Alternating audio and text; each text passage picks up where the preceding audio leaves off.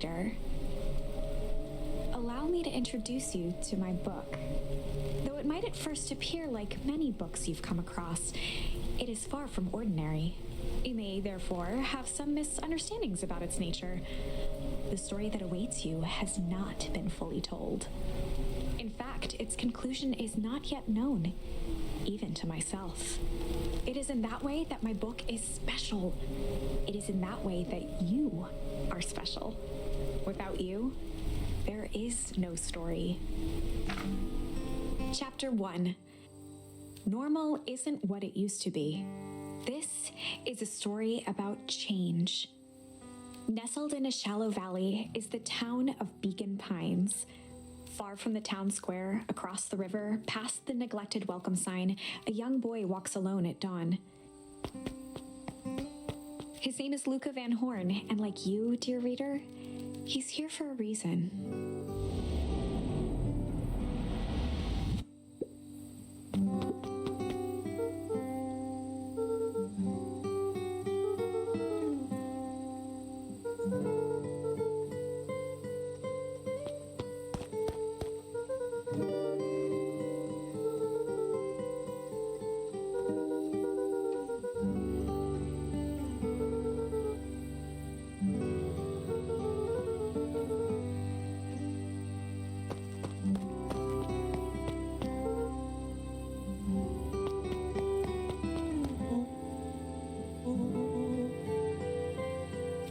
Was Luca's closest friend. He possessed many fine qualities, but subtlety was not one of them.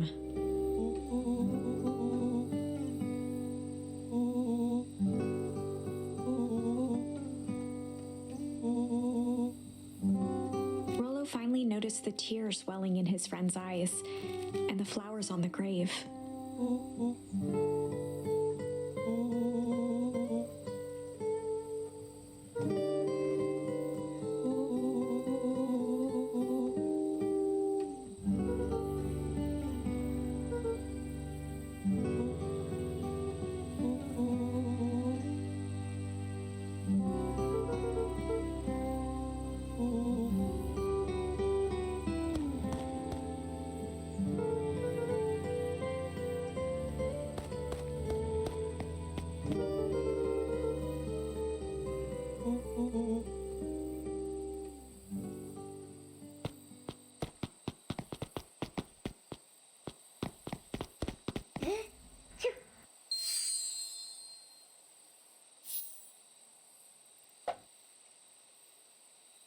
Wonderful!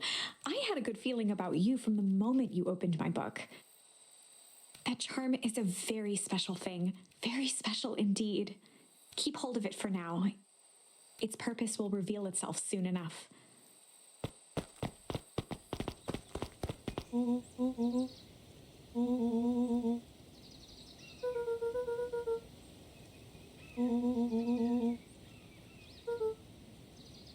Rollo looked to the side suspiciously.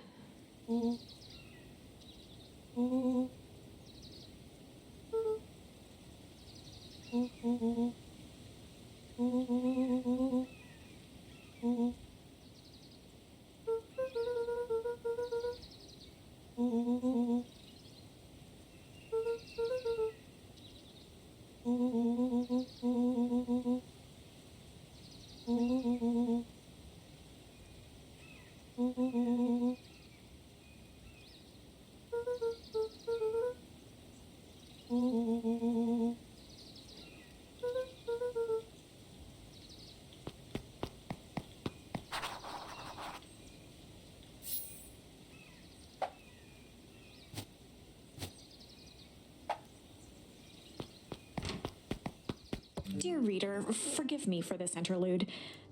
Remember that charm you found in the dandelion patch? There are more of those special charms to discover throughout Beacon Pines. They've been known to reveal themselves to those who are willing. Some of them can be found in this very house.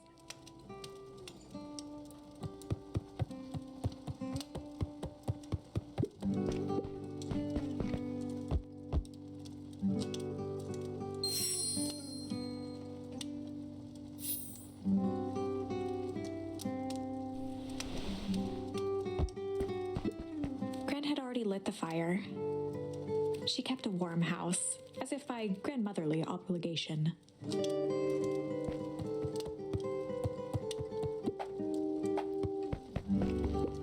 One of his father's old stethoscopes.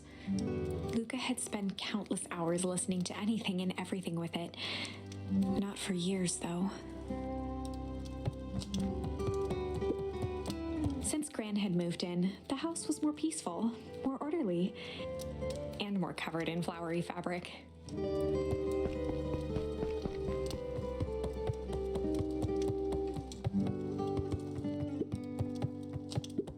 Luca paused at his parents' bedroom door. He just wasn't ready to go in yet. Gran had commandeered the upstairs closet when she moved in.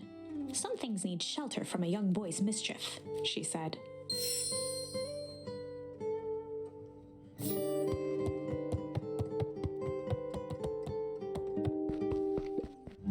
Luca tossed on his favorite old sweater. Even though it was the first day of summer, a chill still hung in the air.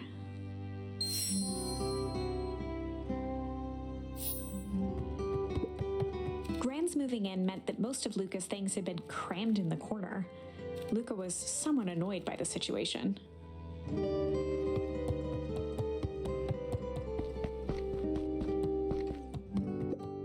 Gran's bed was undisturbed. Luca didn't mind that she had a habit of falling asleep in front of the fireplace. It meant that he could read late into the night.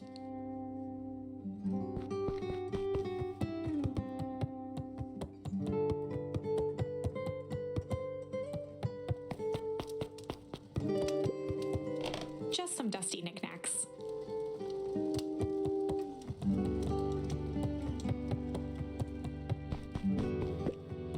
The only piece of furniture Gran had brought when she moved in was an old hutch.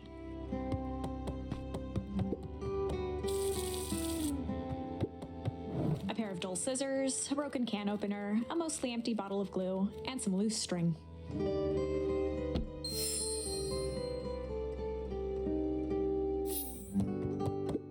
An array of prepared meals crowded the refrigerator, each labeled with the day of the week. Oh my, this is quite exciting. I am now certain that you are the one I've been waiting for all these years. You'll recall I was a bit coy regarding the use of charms earlier. Excuse me, I tend to have a flair for the dramatic. You are about to encounter your first turning point. There are certain times in this tale when everything hinges on a single word. Step forth, dear reader.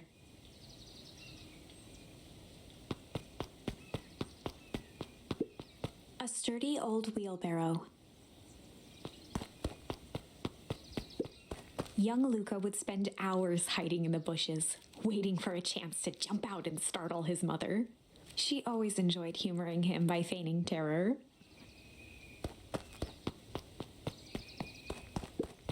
A beginner's guide to gardening laid open on the bench.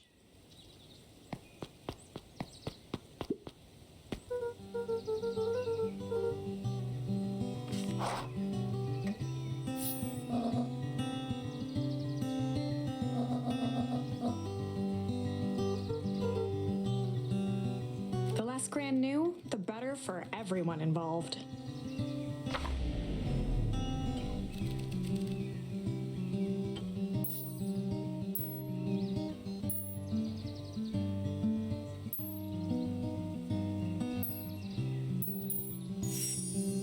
Just gonna go chill for the day. The best lies are built on truth.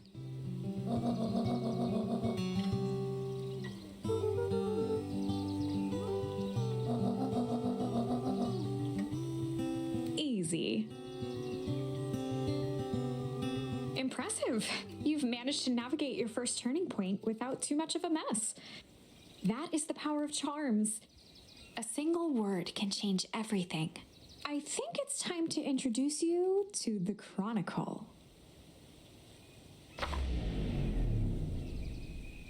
The Chronicle is a record of the decisions you've made.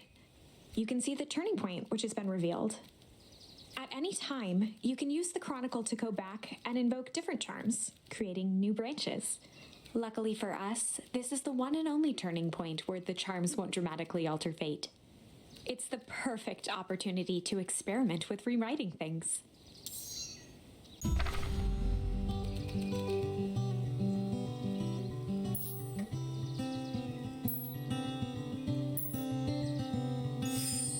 We were just gonna go ponder for the day.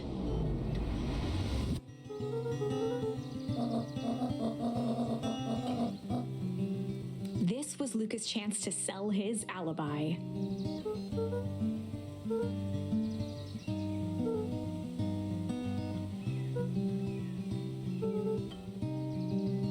Nailed it.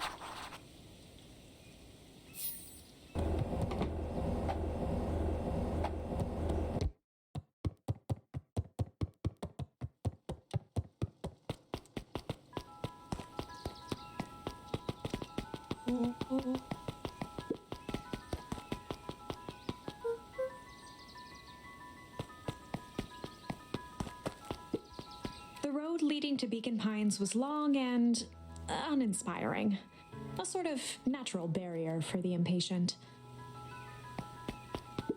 For a town that saw few visitors, the welcome was perhaps more grand than necessary.